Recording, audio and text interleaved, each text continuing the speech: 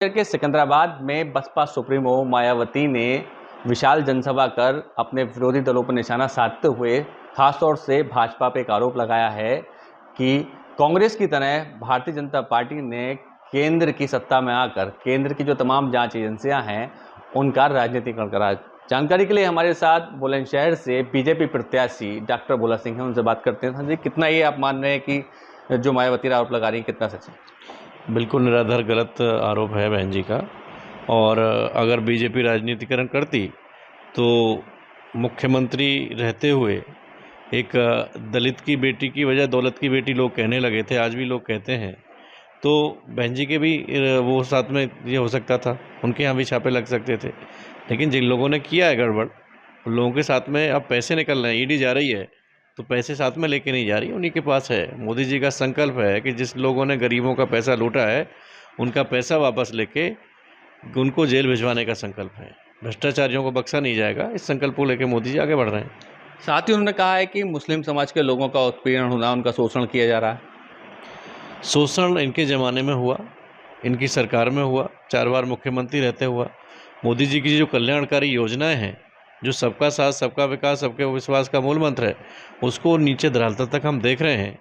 हमारा प्रधानमंत्री आवास हो, प्रधानमंत्री आयुष्मान भारत कार्ड हो, प्रधानमंत्री शौचालय हो, प्रधानमंत्री उज्ज्वला योजना हो, कोरोना में गरीब कल्याण अन्न योजना हो, ये सारे चीज़ें जितनी भी योजनाएं हैं इनका सर्वाधिक लाभ अनुसूचित वर्ग और मुस्लिम वर्ग को ही मिला है।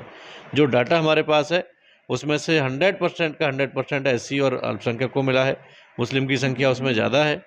तो निश्चित ही आंकड़े के साथ बात करें और थोड़ा देखें कि इनके रहते हुए इन्होंने कितने लोगों को मकान दे दिए थे, कितनों को आवास दिया था, कितने दलितों के और मुस्लिमों के शौचालय बनवाए थे, कितनों को गैस के कनेक्शन पहुंचाए थे।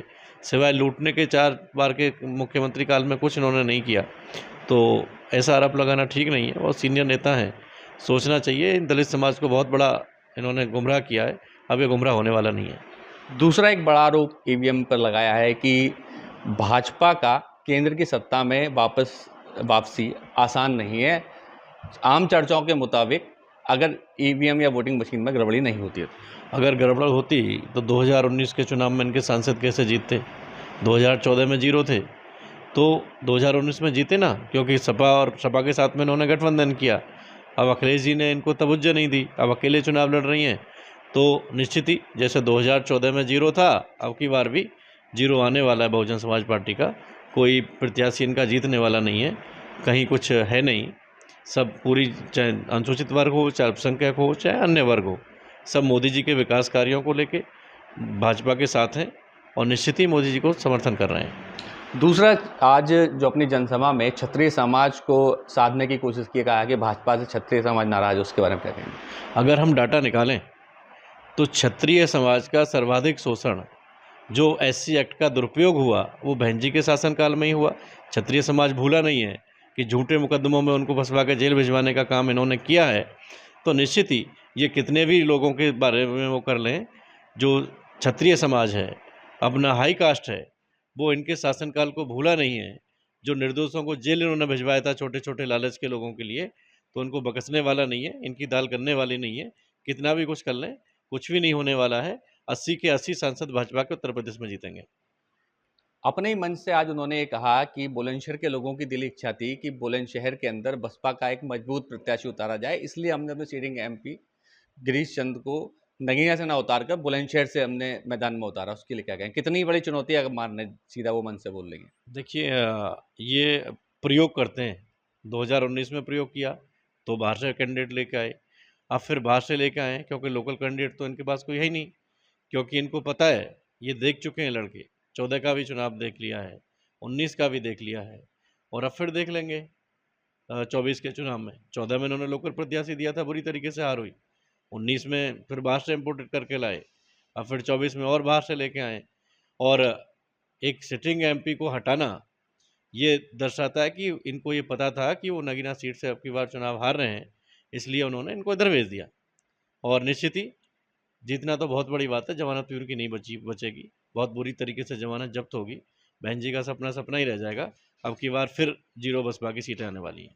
उत्तर प्रदेश में इस बार 80 के 80 सीटों का दावा किया जा रहा है, क्या मानते हैं? बिल्कुल, माननीय प्रधानमंत्री जी ने जिस तरीके से देश के हर गरीब, हर किसान, हर युवा, हर महिला का ध्यान रखा है।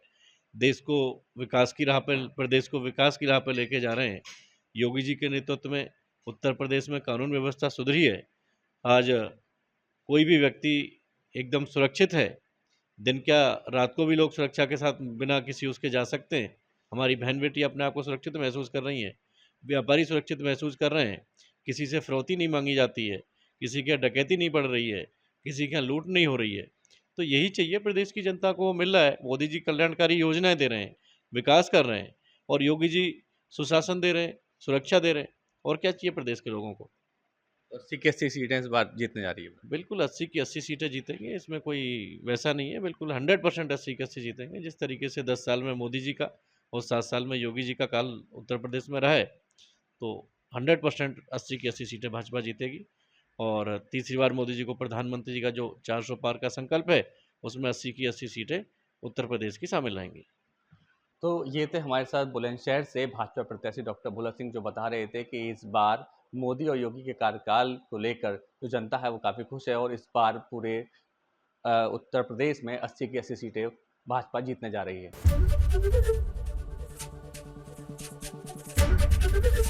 एबीपी गंगा, खबर आपकी, जुबान आपकी।